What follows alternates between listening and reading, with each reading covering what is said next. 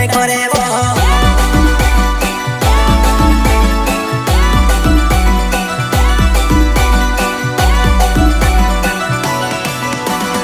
Gayatri recording studio Umarath.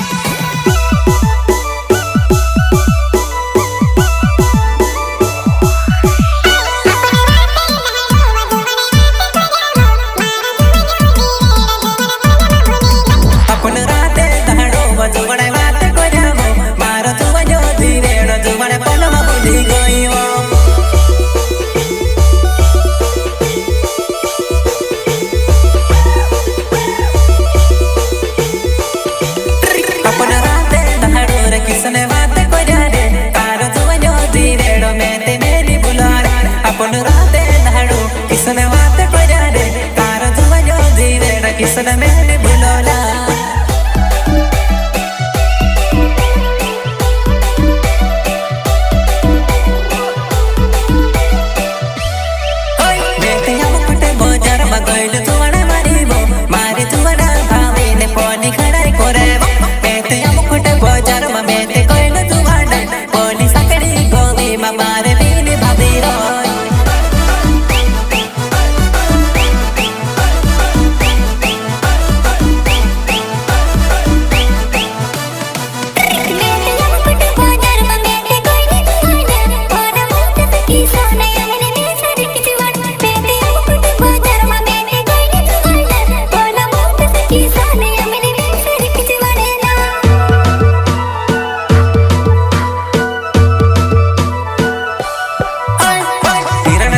जिगर मारो अपना प्यार में टांग डावे गुंडन तो सो बिछने पे कटी दो